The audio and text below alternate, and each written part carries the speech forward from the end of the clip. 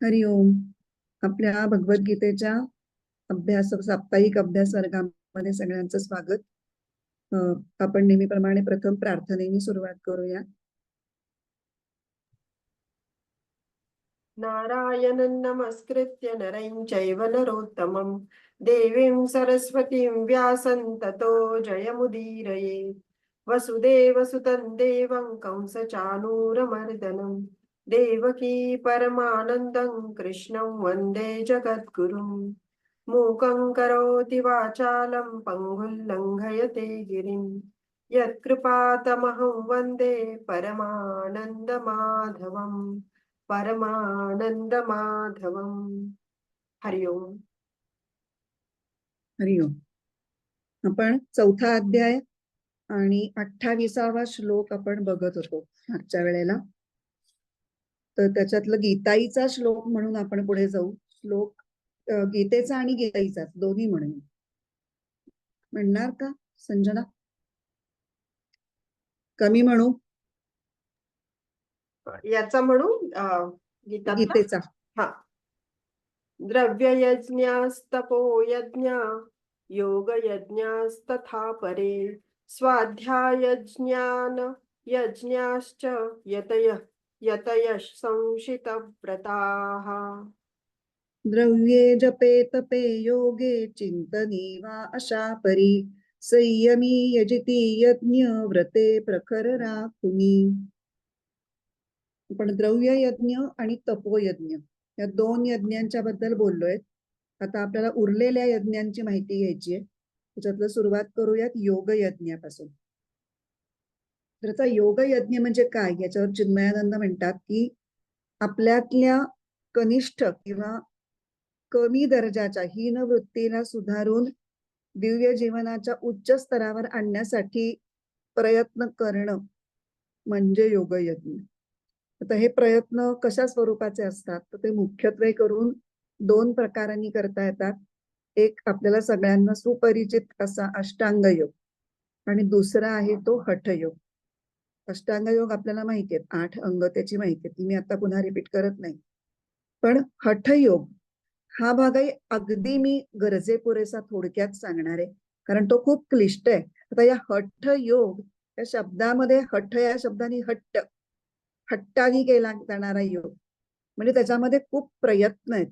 हट्टानी, निग्रहानी, निश्चयानी ही साधना करावी लागते आणि आहार विहारांच्या बाबतीत कडक संयम, ब्रह्मचर्याचं अत्यंत काटेकोर पालन, त्याच्यामुळे शरीर आणि इंद्रियांच्या वरती पूर्ण विजय मिळवणं हे हठयोगामध्ये अपेक्षित असतं. आणि त्याच्यामधले मुख्य जे गोष्टी आहेत ज्या आपल्याला अष्टांग योगात माहिती नाहीयेत तेवढ्या फक्त मी उद्धृत करून आपण पुढे जाऊ. की 3 बंधांच्या सहित प्राणायाम केला जातो. मूलबंध, उड्डीयानुबंध आणि जालंधर बंध.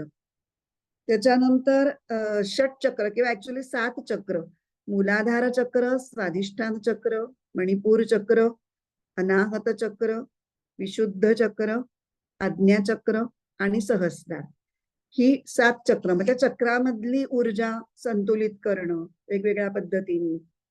त्यानंतर त्याच्यामध्ये 3 नाड्या, डाव्या बाजूची पिंगला, उजव्या बाजूची इडा आणि मध्यवर्ती सुषुम्ना. तर नाडी शुद्धीकरण अशी पण एक योग प्रक्रिया हठयोगामध्ये येते. नाड्यांचा विचार त्याच्यामध्ये येतो. त्याचबरोबर कुंडलिनी ही योग शक्ती जी मूलाधार चक्राची सुषुप्तावस्थेमध्ये असते तर तिला जागृत करणं, त्याच्या वेगवेगळ्या प्रक्रिया आणि मूलाधारापासून वर पर्यंत ती जागृत करत करत वर नेणं अशा काही अवघड योग प्रक्रिया या हठयोगामध्ये समाविष्ट आहेत. पण गीता किंवा योगसूत्र आणि आपले विविध वेगवेगळे संत सुद्धा हठयोगाच्या मार्गाने जाण्याचा उपदेश कुठेही करत नाही.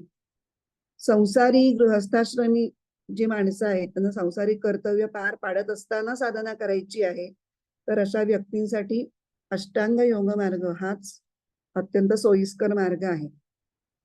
त्यामुळे एकंदरीत योग मार्गाने आंतरिक प्रक्रियेनं चित्त चैतन्यात विलीन करण्याची एक पद्धत आहे. त्याच्या वेगळ्या वेगळ्या पद्धती किंवा याच्या प्रकार, प्रक्रिया ज्याला म्हणू त्या विकसित केलेल्या आहेत. मग त्या हठयोगाच्या असतील किंवा अष्टांग योगाच्या असतील.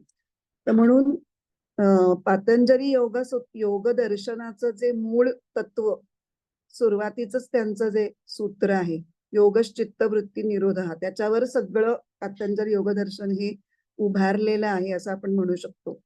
तर त्या सूत्रानुसार चित्तवृत्तींचा निरोध करून अष्टांग योग मार्गाने स्वतःला उन्नत करत जाणं म्हणजे योगयज्ञ, असं डॉक्टर शंकर अभ्यंकर म्हणतात.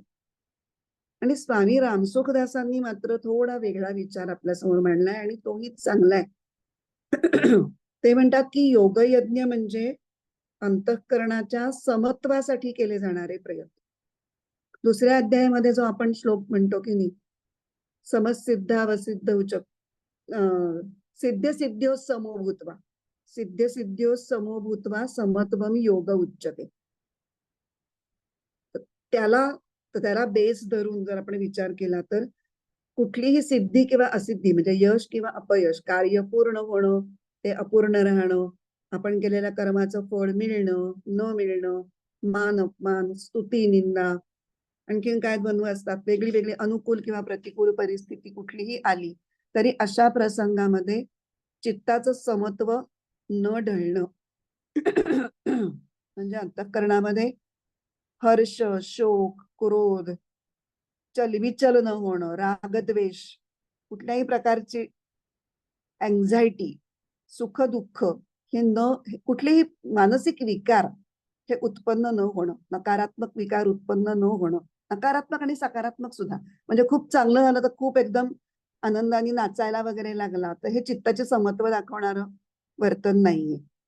फक्त दुःखाचंच असं नाही, दुःखात आणि सुखात इतकंच समत्व चित्तामध्ये राहणं म्हणजे योगयज्ञ, किंवा त्याच्यासाठी प्रयत्न करणं. आणि यज्ञामध्ये प्रयत्न आहे तर ते म्हणजे योगयज्ञ असं स्वामी रामसुखदास म्हणतात. आता पुढचा यज्ञ आहे तो स्वाध्याय यज्ञ. स्वाध्याय यज्ञ म्हणजे धर्मग्रंथांचं अध्ययन मुख्यत्वे करून. इथे या बाबतीत चिन्मयानंद आणि माधवानंद या दोघांचंही अग्रीमेंट आहे. तर शास्त्र ग्रंथांचा म्हणजेच वेद उपनिषदांचा किंवा संत साहित्याचा अभ्यास करणं, चिंतनपूर्वक अभ्यास करणं, हे त्या स्वाध्यायाचं स्वरूप आहे. आणि साधकाच्या प्राथमिक अवस्थेमध्ये त्याची आध्यात्मिक समज वाढवण्यासाठी स्वाध्याय यज्ञाचा खूप उपयोग होतो. हे जरी खरं असलं तर त्याचा अर्थ असा नाही की स्वाध्याय यज्ञ करणे म्हणजे तुम्ही प्राथमिक अवस्थेत आहात किंवा प्राथमिक अवस्थेत असणाऱ्यांनीच तो करावा, असा इन्फरन्स काढायचा नाही त्याच्यातून. कारण अनेक असे यती आहेत. यती म्हणजे जे प्रयत्नपूर्वक साधना करणारे आणि जे साधनेच्या उच्च स्तरावर पोचलेत आणि त्यांना आत्मसाक्षात्कार सुद्धा झालेला आहे, पण तरीही ते आपल्या फावल्या वेळात किंवा आपल्या व्यस्त दिनचर्येमध्ये मुद्दाम वेळ राखून ठेवून या वेळ काढून ते श्रुती ग्रंथांमधल्या काही बारकाव्यांचं वाचन करतात, त्याच्यावर चिंतन करतात आणि हा स्वाध्याय यज्ञ हा नेटाने चालवतात. स्वाध्याय यज्ञ म्हणजे आपण अध्यात्माचं जे रोपटं लावलंय त्याला रोज पाणी घालणं, रोज पाणी घालणं, खत घालणं. एकदा पाणी घातलं मग नंतर विसरून गेलं तर ते रोप नाही वाढणार. रोज त्याला ती गोष्ट करायला पाहिजे. म्हणून तैत्तिरीय उपनिषदामधल्या शिक्षावल्लीमध्ये एक स्नातकांना म्हणजे जे शिक्षण पूर्ण करून आता परत घरी चाललेले आहेत अशा विद्यार्थ्यांसाठी गुरूंचा एक उपदेश दिलेला आहे. त्याच्यामध्ये जे विविध उपदेश त्यांना केलेत, सत्यम वद, धर्मम चर वगैरे वगैरे, त्याच्यामध्ये हा एक महत्वाचा उपदेश दिलेला आहे की स्वाध्याय प्रवचनाभ्याम मा प्रमदितव्यम. स्वाध्याय आणि प्रवचनांच्या बाबतीत तुम्ही टंगळमंगळ करू नका, चुकू नका, प्रमाद करू नका, म्हणजे ते अत्यंत नियमाने करा. आता इथे स्वाध्याय या शब्दाचा आपण पुन्हा थोडाशी फोड करू. स्व अधिक अध्याय. अध्याय म्हणजे अभ्यास. आता स्वचा अर्थ चिन्मयानंद काय घेतात की आपल्यातील म्हणजे व्यक्तीने स्वतःमधील आंतरिक अपूर्णता समजून घेण्यासाठी जे आत्मपरीक्षण करणं ते म्हणजे स्वाध्याय. आणि माधवानंद असं म्हणतात की स्व म्हणजे आत्मतत्व. तेव्हा आत्मतत्वासंबंधीच्या वैचारिक धारणा पक्क्या करणं, त्या समजून घेणं आणि ईश्वर प्राप्तीचा योगमार्ग त्याच्यातल्या प्रक्रियांसह नीट समजून घेणं म्हणजे स्वाध्याय यज्ञ. तर स्वाध्याय यज्ञाचे हे खरे उद्देश आहेत. ते ईश्वरी तत्व व्यवस्थित समजून घेणं. आणि ज्ञानेश्वर महाराजांनी याचा उल्लेख मात्र वाघ यज्ञ या शब्दांनी केलेला आहे.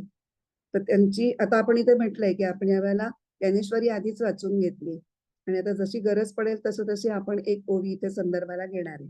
तर या संदर्भात 141वी ओवी, एकी शब्दी शब्द यजिजे तो वाघ यज्ञू म्हणीचे, ज्ञाने ज्ञेय गमीचे तो ज्ञान यज्ञ.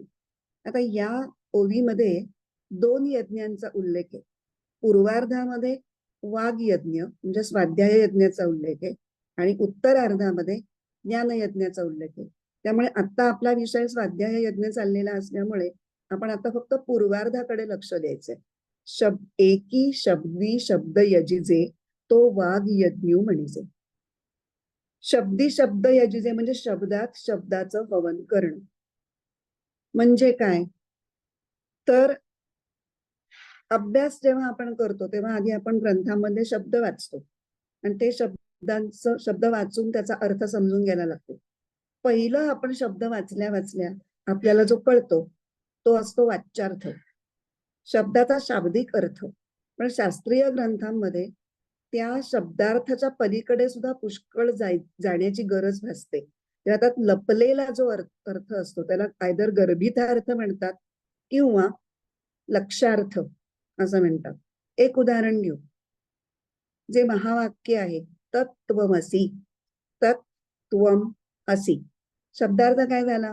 ते तू आहेस. हे सांगायचंय का? पण ते म्हणजे काय? तू म्हणजे कोण? हे कुणाला सांगितलंय? हे जर कळलं नाही, त्यातला गर्भितार्थ त्यात काय सांगायचंय तो लक्षार्थ जर कळला नाही तर त्या शब्दांचा काही उपयोग नाही. मग तत्नी काय सांगितलंय? ते ब्रह्म किंवा ते आत्मतत्व.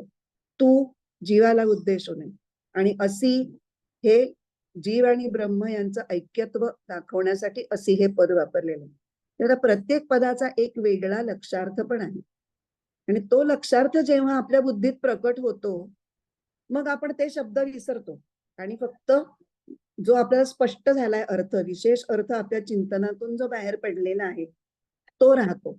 आता इथे हवन करणं म्हणजे काय? नष्ट होणं. ज्याचं हवन होतं, शब्दार्थाचं हवन झालं म्हणजे काय झालं? ते ग्रंथातले शब्द त्याच्या शब्दार्थ ते नाहीसे झाले आपल्या मनातनं आणि तो जो विशिष्ट अर्थ जो चिंतनानंतर आपल्या मनात प्रकट झालाय आणि स्थिर झालाय तो आता आपण घेतो आणि त्यालाच अग्नी म्हटलंय कारण त्याच्यामुळे आधीच्या शब्दांचं हवन झालेलं आहे. ज्याच्यामध्ये हवन होतं ते अग्नी आणि जे हवन होतं ते हवीर द्रव्य. त्यामुळे शब्दार्थाचं हवन झालं नवीन प्रकट झालेल्या अर्थरूपी अग्नीमध्ये, म्हणजे शब्दी शब्द यजिजे. त्यामुळे स्वाध्याय यज्ञ म्हणजे ईश्वर प्राप्तीच्या मार्गाचा वैचारिक अभ्यास. अजून एक इथे वेदांतामध्ये जी अभ्यास करण्याची प्रक्रिया किंवा टप्पे सांगितलेले आहेत त्याच्यामध्ये श्रवण, मनन आणि निदिध्यासन असे 3 टप्पे सांगितलेले आहेत. त्याच्यातले श्रवण आणि मनन हे जे 2 प्रारंभीचे टप्पे आहेत ते या स्वाध्याय यज्ञामध्ये समाविष्ट होतात. त्या टप्प्यापर्यंत आपण पोचतो. आता पुढे ज्ञानयज्ञ हा या श्लोकात सांगितलेला 5वा शेवटचा यज्ञ. तर डॉक्टर शंकर अभ्यंकर म्हणतात की मानवी आयुष्याची इति कर्तव्यता काय असं जरी विचारलं तर आत्मसाक्षात्कार करून घेणं म्हणजे आत्म्याचं किंवा ब्रह्माचं पूर्ण ज्ञान करून घेणं. मग जो हा साक्षात्कार करून घेतो त्याला म्हणायचं ज्ञाता. जे जाणून घ्यायचं ते परमतत्व त्याला म्हणायचं ज्ञेय आणि ज्याच्या योगानी त्याच्या सहाय्यानी ते जाणून घेणार त्याला म्हणायचं ज्ञान. म्हणजे काय झालं? ज्ञात्यानी ज्ञानाच्या सहाय्याने ज्ञेयाला पूर्णपणे जाणून घेणं ही जी काही प्रक्रिया आहे त्याला म्हणायचं ज्ञानयज्ञ. हे डॉक्टर शंकर अभ्यंकरांनी केलेली व्याख्या. तर चिन्मयानंद काय म्हणतात? चिन्मयानंद म्हणतायत की ज्ञानयज्ञ ही संज्ञा मनुष्याच्या त्या कृतीला देता येईल ज्या कृतीने तो स्वतःच्या अज्ञानाची आहुती स्वतःच प्रज्वलित केलेल्या ज्ञानाग्नीमध्ये देतो. आता हे कसं काय करणार? आधी आपण अज्ञानी आहोत हे समजायला पाहिजे. आणि आपल्याला ज्ञान ग्रहण करण्यासाठी प्रयत्न केले पाहिजेत. तेव्हा मग आपली प्रगती त्या ज्ञानविचारांनी पुढे पुढे होईल. तर याच्यामध्ये या यज्ञाचं ते म्हणतात की दोन बाजू आहेत, की एक तर जगाचं स्वरूप मिथ्या आहे, त्यामुळे त्या मिथ्या स्वरूपाचा नकार हे ओळखलं पाहिजे आपण, की हे मिथ्या आहे आणि त्यामुळे त्याच्यात गुंतायचं नाहीये. ते नाकारल्या जर आपण जोपर्यंत ते नाकारत नाही तोपर्यंत आपण त्याच्यात गुरफटतो. म्हणून जगाच्या मिथ्या स्वरूपाचा नकार ही त्याची पहिली बाजू आहे. आणि दुसरी बाजू आहे की आत्मतत्वाच्या शाश्वत स्वरूपाचं ठाम प्रतिपादन. आणि या दोन गोष्टी कधी आणि कशा करायच्या, तर ते त्यांनी सांगितलंय की या दोन्ही प्रकारच्या क्रिया आपल्या ध्यानामध्ये परिणामकारकरित्या करणं म्हणजे ज्ञानयज्ञ. तेव्हा हा ज्ञानयज्ञ हा विषय खरं तर खूप सूक्ष्म आहे, पण अनेक ठिकाणी व्याख्यान किंवा प्रवचनांच्या मालिकांना सुद्धा ज्ञानयज्ञ असं म्हणण्याची एक पद्धत पडलेली आहे. ती तेवढीशी बरोबर नाही, कारण ज्ञानेश्वर महाराज त्याला म्हणतात हे वाघ यज्ञ, ते ज्ञानयज्ञ नाहीये. त्याच्यातून तुमचं चिंतन होतं, पण ज्ञानयज्ञानी ज्ञेय जाणणे आणि ज्ञेयाशी एकरूप होणं ही जी पुढची स्टेप अपेक्षित आहे ती त्यांनी होत नाही. म्हणून ते वाघ यज्ञ म्हणजे स्वाध्याय यज्ञापर्यंतच मर्यादित आहेत. मग ज्ञानेश्वर महाराजांची आता पुन्हा आपण मागची जी ओवी बघितली ना 141 त्याचा पूर्वार्ध आपण बघितला होता स्वाध्याय यज्ञ म्हणून. आता उत्तरार्ध ज्ञाने ज्ञेय गमिजे तो ज्ञानयज्ञ. ही अतिशय ज्ञानयज्ञाची यथार्थ आणि अत्यंत सूक्ष्म अशी व्याख्या आहे. त्याच्यात आता ती व्याख्या आपण समजून घेण्याचा प्रयत्न करतोय की पहिल्यांदा स्वाध्याय यज्ञ केला, त्यामुळे स्वाध्यायातून चिंतनातून बुद्धीला एक प्रकारची प्रगल्भता आली आणि मग त्याच्यानंतर त्या प्रगल्भ बुद्धीनी जी साधना केली जाते त्या साधनेमुळे अनुभवजन्य ज्ञानाचा सूक्ष्म मार्ग कळायला लागतो. आणि ही साधना कुठली? ध्यान साधना, ध्यान साधना किंवा निधिध्यासन. तर या साधनेमुळे जे अनुभवात्मक ज्ञान प्राप्त होतं त्या ज्ञानामुळे बुद्धी हळूहळू ज्ञान विचाराबरोबर ज्ञेयाकडे झेपावायला लागते, त्याच्या जवळ जवळ जायला लागते, त्याला स्पर्श करायला लागते आणि अधिकाधिक ज्ञेयाला जाणायला लागते. हे म्हणजे ज्ञाने ज्ञेय गंजे. अनुभवजन्य ज्ञान आणि आपण जे स्वाध्यायातनं चिंतन करून मिळवलेलं ज्ञान, हे दोन्ही ज्ञानांचा जेव्हा वापर केला जातो एका वेळी, तेव्हा त्याच्या एकत्रित परिणामाने तुम्हाला ज्ञेयाविषयी जास्त कळतं की तुम्ही ज्ञेयाच्या जास्त जवळ जायला लागता. तर ज्ञेय म्हणजे अर्थातच परमात्मा स्वरूप. आणि गमीजे, ज्ञाने ज्ञेय गमीजे म्हणजे काय? आतून अनुभवातून कळून येणं म्हणजे गमीजे. आता ज्ञेय प्राप्तीच्या थोड्या अगोदरच्या अवस्थेमध्ये ज्ञानमय जे अंतःकरण झालेलं असतं ते ज्ञेयाशी एकरूप होण्याचा प्रयत्न करत असतं. तो प्रयत्न असतो तो अत्यंत सूक्ष्म असतो, थोडा असतो, पण जोपर्यंत प्रयत्न या कॅटेगरीत तो बसतो तोपर्यंत त्याला यज्ञ हे नाव दिलं जातं.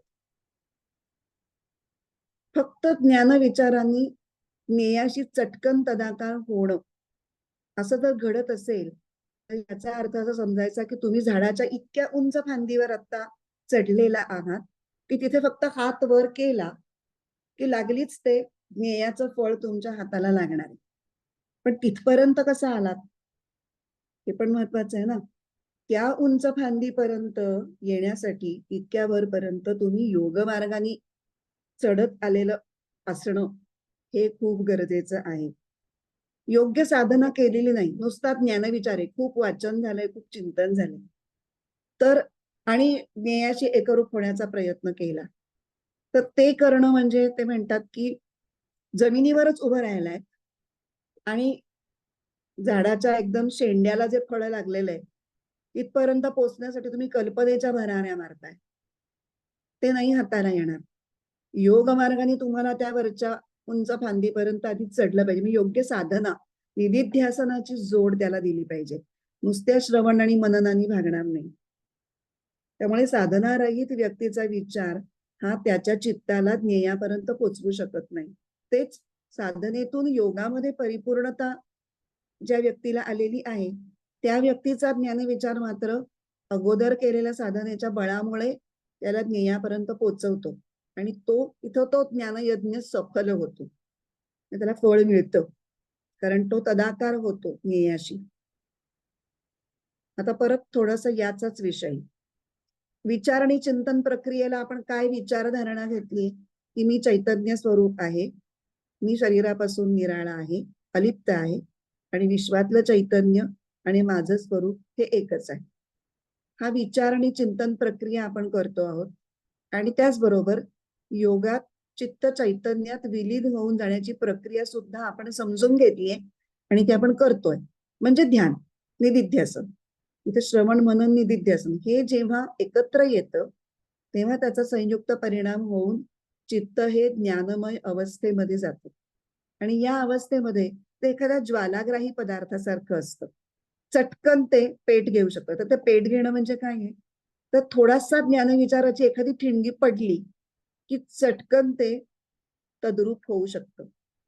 याला चिंतने चिंतने तद्रूपता अशी एक उक्ती म्हटली जाते ह्या स्थितीसाठी. तर ही जी उक्ती आहे ती कुणासाठी खरी आहे, तर योगज्ञानाच्या पूर्णावस्थेला आलेल्या योग्यांच्या बाबतीतच. जे केवळ विचारवंत आहेत त्यांना त्यांचा जो ज्ञान विचार आहे तो ज्ञेयापर्यंत नेतो, पण ती तद्रूपता साधत नाही, कारण त्या ठिकाणी गेल्यानंतर तो विचार सोडायचे असतात आणि ते त्या चिंतन करणाऱ्या व्यक्तीला जमत नाही. तो त्या विचारात गुरफटलेला असतो, तो विचारांना पकडून ठेवतो. एका पॉइंटला ते विचार सुद्धा सोडायचे असतात, हे त्याला समजतही नाही आणि त्याला साधतही नाही, त्याची तुम्ही प्रॅक्टिसच केलेली नसते. ती प्रॅक्टिस ही ध्यानानी होते, निदिध्यासनानी होते. त्यामुळे योगज्ञानी व्यक्तीला विचारच काय, पण स्वतःच्या अस्तित्वाचं जे वेगळेपण असतं ते सुद्धा सोडून देऊन चित्तानी तत्वात विलीन होण्याची प्रॅक्टिस झालेली असते, त्यामुळे ती कला त्याला अवगत झालेली असते. म्हणून ते म्हणतात माधवानंद की नुसता ज्ञानाचा विचार आणि चिंतन करणाऱ्या व्यक्तींची मजल कुठपर्यंत, स्वाध्याय यज्ञापर्यंत. पण त्यांना मात्र वाटत असतं की आपण ज्ञानयज्ञ करतो आहोत, म्हणजे हे आपल्यासाठी सांगितलेलं आहे. आपलं जे काही चालू आहे आता तो स्वाध्याय यज्ञ आहे किंवा ज्ञानेश्वरांच्या बाबतीत वाघ यज्ञ आहे. जोपर्यंत याला निदिध्यासनाची जोड आपण देत नाही तोपर्यंत आपण आपला ज्ञानयज्ञ होणार नाही. इथे आता पाची यज्ञ झाले. आता आपल्याला शेवटचा तो हे बनायचा आहे, यतय संशित व्रता. हा पार्ट या श्लोकामधला बघायचा आहे. द्रव्य यज्ञास तपो यज्ञ योग यज्ञास तथा परे स्वाध्याय ज्ञान यज्ञ च यतय संशित व्रता. संशित म्हणजे काय, तर धार लावलेलं किंवा तीक्ष्ण, आणि व्रत म्हणजे नियम, कडक नियम. धार लावल्यासारखे जे तीक्ष्ण आहेत म्हणजे थोडक्यात पाळायला आचरणात आणायला अतिशय कठीण, अत्यंत कडक अशी व्रत जे करतात त्यांना म्हटलेलं इथे संशित व्रता. ही कुठली, बरोबर कुठल्या व्रतांबद्दल बोलतायत ते, दोन प्रकारांनी या व्रतांचा विचार करता येतो. एक तर रामसुखदास म्हणतात की अष्टांग योगात जे यम सांगितलेले 5, अहिंसा, सत्य, अस्तेय, ब्रह्मचर्य आणि अपरिग्रह, तर त्यांना महाव्रत असं पण म्हटलं जातं. तर या महाव्रतांचा उद्देश जो आहे तो मनुष्याला संसारापासून विन्मुख करणं हा आहे.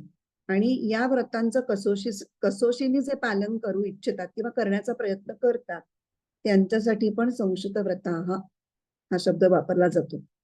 आणि दुसरं, आता ह्या श्लोकात जे 5 यज्ञ सांगितले आणि या श्लोकाच्या आधीही आपण अनेक यज्ञ पाहिलेले आहेत, तर ह्या प्रत्येक यज्ञाचे आपापले काहीतरी सेट ऑफ रूल्स आहेत, त्याच्यासाठी काही काही नियम पाळावे लागणार आहेत.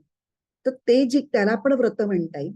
आणि प्रत्येक यज्ञासाठी आवश्यक असलेले नियम किंवा आवश्यक असलेली व्रत जे अत्यंत काटेकोरपणे पाळतात, त्याच्यावर दृढ राहतात, त्यांना सुद्धा संशित व्रत असं म्हणता येईल. आता दुसरा शब्द कुठला होता आपला, यतयः. यतयः म्हणजे प्रयत्नशील साधक. यती किंवा यतीचं बहुवचन येते यतयः, त्याच्यामध्ये यत धातू येतो. त्या यत धातूचा अर्थ आहे प्रयत्न करणे. त्यामुळे संशित व्रता आणि यतयः हे दोन शब्द जेव्हा एकत्रित आले की त्यांचा अर्थ होतो तीक्ष्णपणे म्हणजे काटेकोरपणे आपल्या साधनेच्या व्रताचं पालन करणारे प्रयत्नशील साधक. आणि हे प्रत्येक यज्ञाच्या प्रयत्नशील साधकांचं म्हणजे योग्यांचं विशेषण आहे. म्हणजे यतयः संशत व्रता हा हे सगळ्यांसाठी आहे. द्रव्य यज्ञ हा, तपोयज्ञ हा, योग यज्ञ या सगळ्याचं विशेषण आहे, प्रत्येकाचं विशेषण आहे. कारण प्रत्येक यज्ञाला काहीतरी नियमावली असते आणि ती व्यवस्थित पाळली तर तो यज्ञ त्याच्या सांगतेपर्यंत पोहोचतो. त्यामुळे कोणतीही साधना म्हणजेच यज्ञ करताना व्यक्तीने काय काय समजून घेतलं पाहिजे, तर पहिली यज्ञ प्रक्रिया साधना प्रक्रिया समजून घेतली पाहिजे. त्याच्यानंतर त्या साधना करण्यापाठीमागची भूमिका आणि त्याचा उद्देश पण समजून घेतला पाहिजे. आणि त्या सगळ्या धारणा आपल्या मनामध्ये पक्क्या ठेवून साधना केली पाहिजे. आणि फक्त साधना काळीच नाही तर इतर काळी सुद्धा, इतर व्यवहार काळी सुद्धा आपलं वर्तन हे अत्यंत पवित्र आणि संयमित असेल याची काळजी घेतली पाहिजे.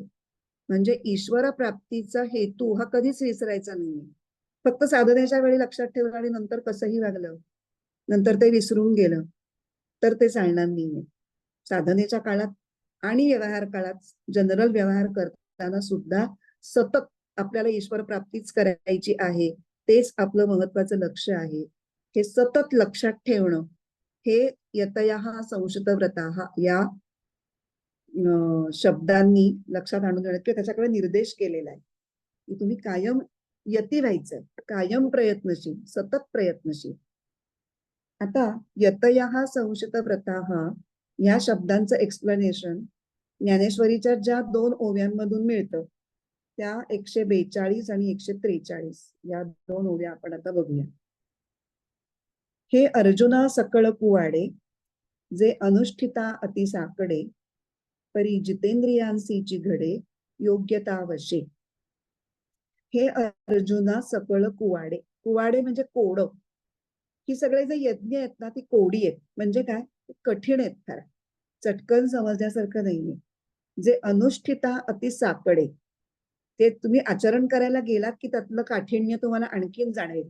लांबून काय हा एवढंच करायचं ना, करूयात काही हरकत नाही. करायला गेलात की जाणवेल की नाही हे तितकं सोपं नाहीये, दुरून एवढं वाटत होतं तेवढं. पण जो जितेंद्रिय व्यक्ती आहे म्हणजे जो एकंदरीत संयमित आचरण करणारा आहे, त्याला सतत इंद्रियांचं संयमन करण्याचा त्यांनी जो आतापर्यंत सतत प्रयत्न केलेला आहे, त्यामुळे त्याच्या अंगी एक योग्यता विकसित झालेली आहे. त्या योग्यतेमुळे त्याला ते जमेल. म्हणजे परत इथं तेच दिलेलं यतयः संशत व्रतासाठी आपलं हे चाललंय की अवघड असलं तरी प्रयत्नांची पराकाष्ठा करण्याची तुमची मनोभूमिका आणि तुम्हाला सवय लागली असेल तर तुम्हाला जमेल. पुढे काय 143 मध्ये म्हणतायत, ते प्रवीण तेथ भले आणि योग समृद्धी आथिले म्हणून आपण पातीही केले आत्महवन. ते प्रवीण ते प्रयत्न करता करता प्रवीण झालेले, म्हणजे जे यज्ञ करायला एरवी खूप कठीण वाटेल ते प्रयत्नशील साधकांना मात्र तेवढे कठीण वाटणार नाही. कारण ते नित्य सराव करतायत, म्हणजे त्यामुळे ते चांगलेच कुशल झालेले आहेत. म्हणून प्रवीण शब्द वापरलाय. आणि योग समृद्धी आथिले म्हणजे काय, तर हे सतत सराव करत असल्यामुळे योगस्थिती प्राप्त करून घेण्याची त्यांच्या अंगी जी क्षमता आहे ती खूप वाढलेली आहे आणि त्यामुळे ते योग संपन्न होत आहेत किंवा झालेले. आणि योग संपन्न झाल्यामुळे ते काय करतायत, म्हणून आपण पातीही केले आत्महवन. आणि त्यामुळेच ते आपल्या आत्मस्वरूपात आपल्या अज्ञानमय जीवभावाचं म्हणजे मीपणाचं हवन करतायत. याचाच अर्थ स्वस्वरूपाच्या ज्ञानामध्ये अज्ञानमय असा अहमभाव ते नाहीसा करतायत.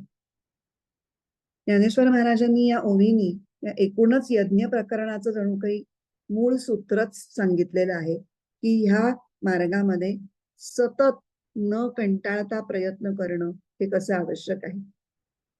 आता खरं तर आतापर्यंत इथपर्यंत आपण 10 यज्ञ बघितले, म्हणजे या श्लोकात 5 यज्ञ आणि त्याच्या आधी 5 यज्ञ. त्यामुळे असं या श्लोकाच्या शेवटच्या यतयः संशत व्रतः या शब्दावरच्या ओव्या वाचून असं वाटतं की आता हे यज्ञ प्रकरण ऑलमोस्ट पूर्णच झालंय, पण अजून काही गोष्टी सांगायच्या राहिल्या आहेत. त्यामुळे अजून 2 यज्ञ सांगण्यासाठी पुढचे 2 आपल्याला श्लोक बघायचे. त्यामुळे आता आपण 29वा श्लोक बघू.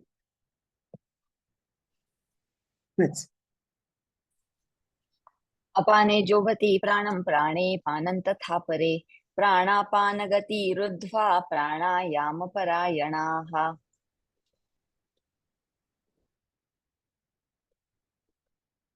गीताईतला श्लोक वाचते. होमिती एकमेकात कोणी प्राण अपानते रोधूनि गती दोहोंची प्राणायामास साधिती. अपाने जुहति प्राणम प्राणे अपानम तथा अपरे प्राणापान गती रुद्ध्वा प्राणायाम परायणाः. अन्वय बघूया. अपरे म्हणजे इतर, प्राणायाम परायणाः प्राणायाम परायण योगी, प्राणापान गती रुद्ध्वा प्राण व अपान या दोहींच्या गतींचा निरोध करून अपाने प्राणम अपानवायुत प्राणवायूचं तथा प्राणे अपानम जुहती, तसंच प्राणवायूत अपानवायूचं हवन करतात. फक्त मराठी अर्थ पुन्हा एकदा वाचूया. इतर प्राणायाम परायण योगी म्हणजे प्राणायामात अत्यंत कुशल असे योगी प्राण व अपान या दोन्हींच्या गतींचा निरोध करून अपानवायूत प्राणवायूचं आणि प्राणवायूत अपानवायूचं हवन करतात. तुम्ही सगळे योगवाले असल्यामुळे तुम्हाला प्राणायामाबद्दल माहिती आहेच, पण तरीही थोडक्यात आपण प्राणायामाविषयी थोडंसं बघूया. आता इथे काय झालंय, आतापर्यंत जे काही आपण यज्ञ बघितले त्यात ध्यान समाधी वगैरे सगळ्या योगांच्याच विविध साधन प्रक्रिया आणि त्याला पूरक जीवन पद्धती म्हणजे शम दम अगदी सुरुवातीचे जे बघितलेत आपण यांचे वेगवेगळे यज्ञ म्हणून उल्लेख करून झालेले आहेत. आणि एकंदरीतच या यज्ञ प्रकरणामध्ये म्हणजे या अध्यायामध्ये अष्टांग योगच जणू काही यज्ञाचा वेश चढवून यज्ञ मंडपात जीवनरूपी यज्ञ मंडपात फिरताना दिसतोय. त्याच्या विविध अंगांची विविध नावं रूप आहेत आणि त्यातली काही अंग आपण पाहिलीही आहेत याच्यापूर्वी. आता जे महत्वाचं अंग प्राणायाम ते आता भगवंतांना मांडायचंय आणि म्हणून या आणि पुढच्या श्लोकात 2 यज्ञ म्हणजे 2 साधना पद्धती सांगितलेल्या आहेत. आता अन्वयामधला पहिला शब्द आहे अपरे. तर इथे अपरे म्हणजे इतर हा शब्द कोणाला उद्देशून वापरलाय तर ह्या श्लोकाच्या आधीच्या श्लोकांच्या मध्ये जे काही यज्ञ सांगून झाले त्या यज्ञांव्यतिरिक्त प्राणायाम करणारे जे इतर योगी आहेत ते, असा त्याचा अर्थ आहे. आता प्राणायामाचं काही थोडक्यात आपण तपशील बघूयात की ज्याच्यावर आधारित मग आपल्याला हा श्लोक समजून घेणं सोपं पडेल की ते यज्ञाशी कसं जोडलंय ते. आपण याच्या आधीच्या श्लोकामध्ये 27व्या 5 प्राण 5 उपप्राण त्यांची कार्य प्राणांची स्थानं वगैरे हे सगळं पाहिलेलं आहे. पण इथे फक्त अप्राण आणि अपान या दोघांचाच फक्त उल्लेख आहे. एक सूत्र आहे हृदि प्राण स्थितो नित्यम अपानो गुदमंडले. इथे प्राणाचं स्थान सांगितलंय वर हृदयामध्ये आणि अपानाचं खाली गुदमंडलामध्ये. श्वासाचं आणि श्वास उच्छ्वास प्राण अपान ह्याचं आता आपण नातं आधी एकदा जोडून घेऊ. श्वासाला बाहेर टाकताना वायूची गती ही वरच्या दिशेने असते आणि श्वास आत घेते वेळी वायूची गती ही खालच्या दिशेने असते. म्हणजे श्वास बाहेर बाहेर काढण्याचं कार्य हे प्राणाचं आहे, कारण वर आहे ना, प्राणवर आहे म्हणून. आणि श्वास आत घेण्याचं कार्य हे अपानाचं आहे. हे आपल्याला पुन्हा पुढे जुळवायला लागणार आहे, म्हणून हे जरा सावकाश बोलतेय, याचं हे लक्षात ठेवूया. श्वास बाहेर काढण्याचं कार्य हे प्राणाचं आहे आणि श्वास आत घेण्याचं कार्य हे अपानाचं आहे. आता प्राणायाम साधारणपणे कसा केला जातो, योगी लोक कसं करतात तर चंद्रनाडीनी म्हणजे डाव्या नाकपुडीने बाहेरच्या वायूला आत घेतात. आता तो आत गेलेला वायू काय होतो? तो आत गेलेला वायू खाली जातो, आधी हृदयाला पोचतो. हृदयामध्ये प्राण आहे, हृदयातल्या प्राणाची तो संलग्न होतो आणि खाली जातो, म्हणजे अपानात प्राणाची आहुती पडते. आपण अपाने जोगती प्राणम बघताना पुन्हा एकदा बघणार आहोत, पण आता ही गती सांगते तर त्याच्यामध्ये ते एक्सप्लेन होऊन जाते. ह्याला म्हणतात पूरक. त्याच्यानंतर मग प्राणवायू आणि अपानवायू दोन्ही रोखून धरतात. श्वास बाहेरही जात नाही आणि आतही येत नाही, याला म्हणायचं कुंभक. पूरकानंतर श्वास आत असलेला असताना जो आपण करतो कुंभक, त्याला म्हणायचं अंतःकुंभक. त्याच्यानंतर सूर्यनाडीनी म्हणजे उजव्या नाकपुडीनी श्वास बाहेर टाकला जातो. तर श्वास बाहेर पडताना खालून वर येऊन बाहेर पडणार आहे, म्हणजे तो आधी अपानवायू त्याच्यात येतो, मग प्राणाशी पोचतो, म्हणजे अपानवायूची प्राणामध्ये आहुती पडली आणि तो बाहेर गेला. ह्याला म्हणायचं रेचक. आणि रेचक झाल्यानंतर पुन्हा कुंभक, म्हणजे श्वास सोडल्यानंतर जो कुंभक केला जातो त्याला म्हणायचं बाह्य कुंभक. आता चंद्रनाडीनी पूरक, अंतःकुंभक, मग रेचक, सूर्यनाडीनी, मग बाह्य कुंभक, मग सूर्यनाडीनी पूरक, अंतःकुंभक, चंद्रनाडीनी रेचक, बाह्य कुंभक. एक पूर्ण चक्र संपलं. अशी अनेक आवर्तन करणे. तर प्राणायामाच्या विविध पद्धती आहेत, हे एकमेव पद्धती आहे असं काही नाही, पण इथे एक जी सांगितली गेली ती मी एक्सप्लेन केली. किंवा पूरक, कुंभक, रेचक, कुंभक ह्याचं एकमेकांच्यात काही विशिष्ट प्रमाण ठेवणं, ही सुद्धा प्राणायामाची पद्धतीच होते. आणि ह्या प्राणायाम प्रक्रियेला इथे यज्ञ म्हटलेलं आहे. तर या प्राणायाम प्रक्रियेविषयीची 2 पातंजल सूत्र आहेत, ती पण आपण बघणार आहोत. पहिलं आहे तस्मिन सती. प्राणायाम म्हणजे काय हे सांगणार. तस्मिन सती श्वास प्रश्वास योहो गतिविच्छेद प्राणायाम. तस्मिन सती, ते झाल्यानंतर. काय झाल्यानंतर? आसन जय झाल्यानंतर.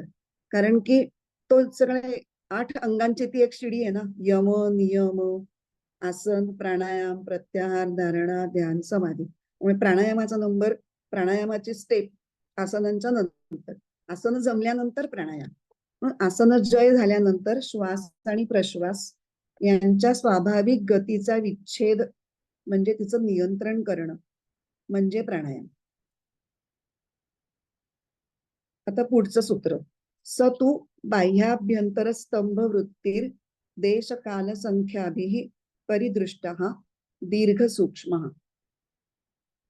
आता प्राणायाम किती प्रकारचा आहे? बाह्य वृत्ती म्हणजे बाहेर सोडला जाणारा प्रश्वास रूप रेचक. अभ्यंतर वृत्ती म्हणजे आत घेतला जाणारा श्वासरूप पूरक. आणि स्तंभ वृत्ती म्हणजे श्वास किंवा प्रश्वास यांच्यानंतर जी काही काळ टिकणारी स्तब्धावस्था येते त्याला म्हणायचं कुंभक. असा तो 3 प्रकारचा असतो. आणि देश काल संख्याभिः परिदृष्टः दीर्घ सूक्ष्म. देश काल आणि संख्या यांच्या योगाने तो दीर्घ आणि सूक्ष्म असा परिलक्षित होतो. देश म्हणजे काय? कुठे श्वास कुठून कुठे चाललाय, म्हणजे आत आहे बाहेर आहे, आत घेतोय बाहेर सोडतोय, आत रोखतोय बाहेर रोखतोय, हे जे काही चालू आहे प्राणायामातलं, कुठे, त्याचं उत्तर म्हणजे देश. काल, किती वेळ श्वास किती दीर्घ घेतोय, किती दीर्घ सोडतोय, किती वेळ रोखून धरतोय, ते काउंट्स. नॉर्मली काउंट्स मध्ये आपण मोजतो, 2 काउंट्स 4 काउंट्स 6 8 जे असतील ते. आणि संख्या म्हणजे या प्राणायामाच्या पूर्ण एका ह्याची आपण किती आवर्तन करणार आहोत किंवा किती करतो आहोत. हे झालं. तर दीर्घ आणि सूक्ष्म. दीर्घ म्हणजे तुमचा वेग श्वास घेण्याचा किंवा श्वास सोडण्याचा, त्याच्यावर दीर्घ किती आहे तुमचा प्राणायाम ते अवलंबून आहे. आणि सूक्ष्म याच्यामध्ये श्वासाचा फोर्स किती आहे, श्वास किती भसभस घेतला जातोय का हळुवार घेतला जातोय ह्याच्यावर तो. पुष्कळ वेळेला जेव्हा अगदी प्राणायाम आपण नवीन नवीन शिकतो तेव्हा आपण खूप फोर्सफुली तो घेतो आणि सोडतो. पण जसं जशी आपली कमांड यायला लागते त्याच्यावर, तेव्हा आपल्याला कळतं की हे काही फोर्सफुली करण्याची गोष्ट नाही आणि त्याची आवश्यकताही नाहीये. पण सुरुवातीला आपण गाडी चालवताना किंवा सायकल चालवताना कसं हँडल घट्ट पकडतो. हँडल घट्ट पकडण्याने काही होणार नसतं. आपला त्याच्यावर कॉन्फिडन्स नसल्यामुळे आपण ते हँडल घट्ट पकडतो. तसंच प्राणायामाच्या बाबतीत होतं.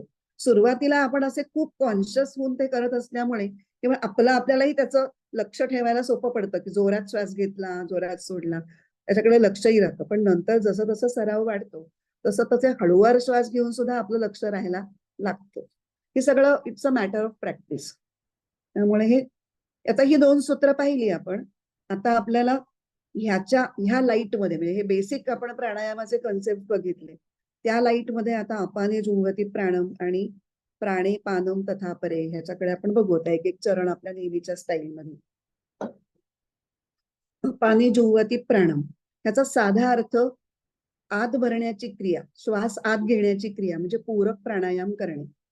श्वास घेताना तो नेहमी ज्या प्रमाणात आणि ज्या वेगात घेतला जातो त्यापेक्षा जास्त प्रमाणात आणि कमी वेगाने तो घेणं. कारण इथे म्हटलंय ना, श्वास प्रश्वास योः गती विच्छेद. आपण साधारण जेव्हा करतो तेव्हा आपण गतीबद्दल काही कॉन्शियसच नसतो. घेतो सोडतो किती म्हणजे पूर्ण आपली फुफ्फुस त्यांनी भरली जातायत नाही जातायत, हळू घेतोय भरभर घेतोय, आपण काही अवेअरच नसतो.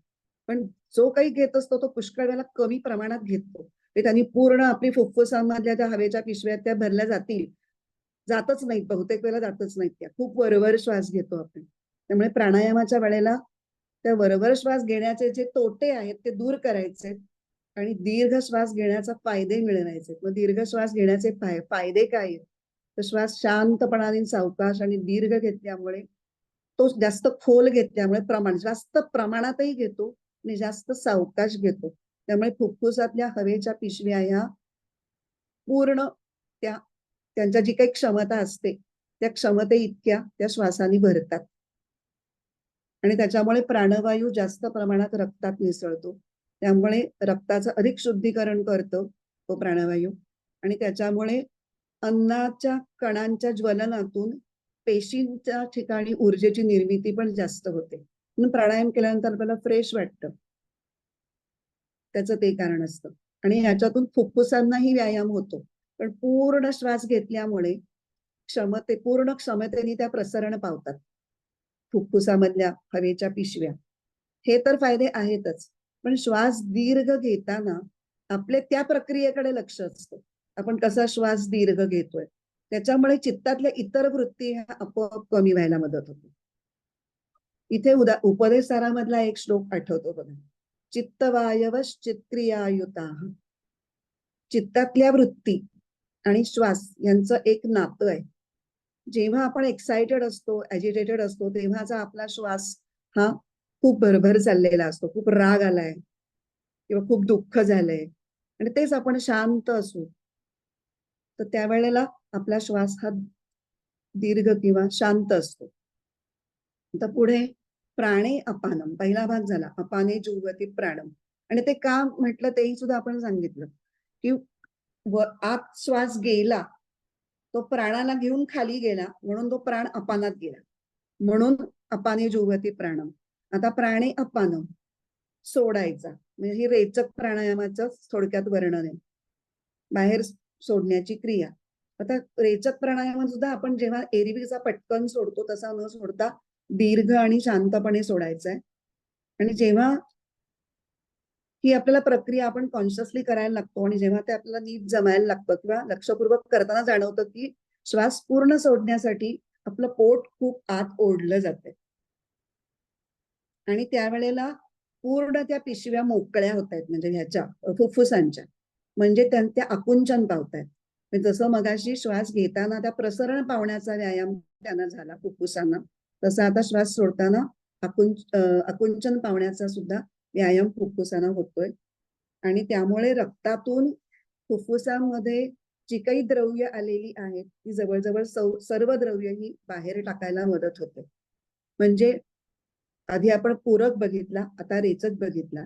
हा एकाच शुद्धी प्रक्रियेचे 2 भाग आहेत. पूर्वार्धात पूरक, उत्तरार्धात रेचक. म्हणजे पूरक आणि रेचक म्हणून शुद्धी प्रक्रिया संपूर्ण होते. आता प्राणापान गती रुध्वा प्राणायाम परायणा हा श्लोकाचा भाग आपण बघूया. प्राण आणि अपान यांच्या गती पूर्ण थांबवणं म्हणजे त्यांचं रोधन करणं, या क्रियेला कुंभक म्हणतात. ते नाव सुद्धा असं काव्यमय आहे. कुंभ म्हणजे घडा किंवा एखाद्या विशिष्ट आकाराचं भांड. आता इथे फुफ्फुसरूपी कुंभामध्ये हवा भरली जाते आणि तिथे ती ठेवली जाते, म्हणून त्याला कुंभक असं नाव दिलेलं आहे.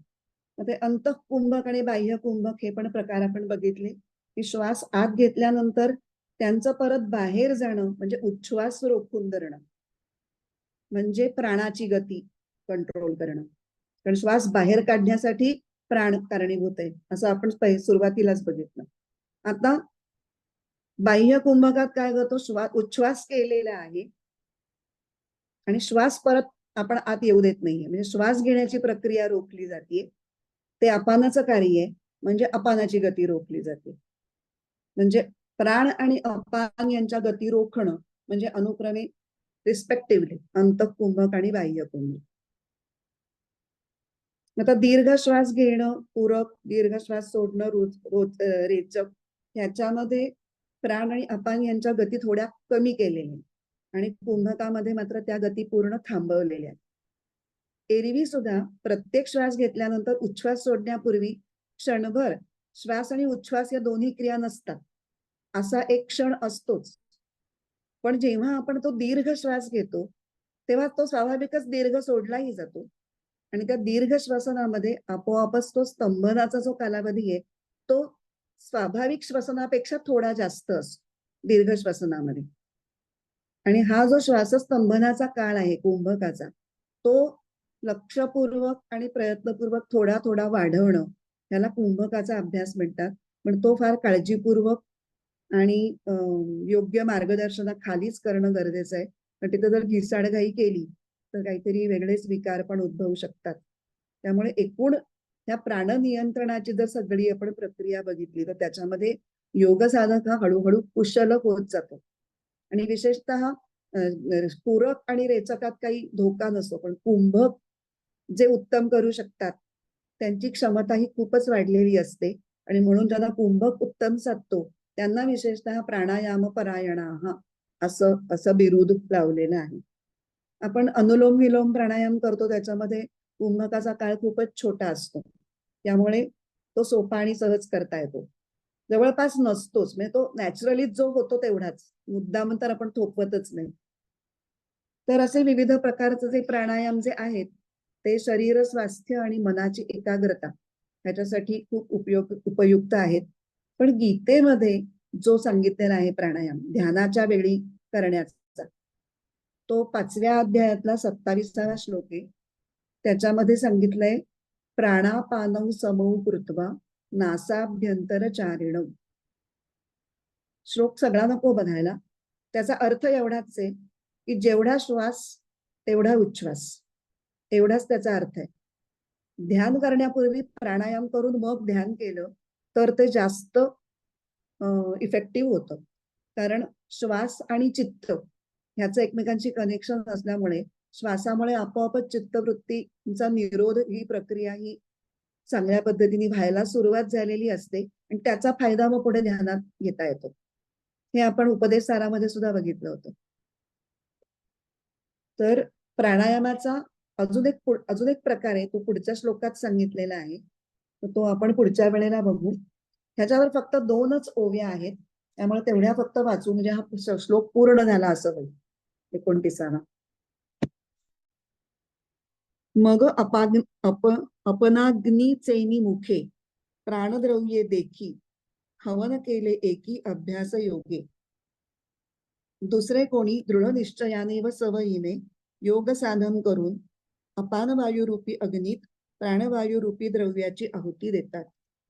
एक अपानु प्राणी अर्पिती, एक दोही तेही निरुंदिती, ते प्राणायामी म्हणीपती पांडुकुमारा. दुसरे कोणी अपानाचे प्राणात हवन करतात व आणखी कोणी प्राण व अपान या दोहोंनाही कोंडून टाकतात, अशा योग्यांना प्राणायामी म्हणतात. इथे आपला हा 29वा श्लोक पूर्ण झाला. पुढच्या वेळेला आपण 30वा बघूया. प्रार्थना म्हणून थांबू. ओम पूर्णमद पूर्णमिदं पूर्णात् पूर्णमुदच्यते पूर्णस्य पूर्णमादाय पूर्णमेवावशिष्यते. ओम शांती शांती शांती. हरिः ओम. श्री गुरुभ्यो नमः. हरिः ओम.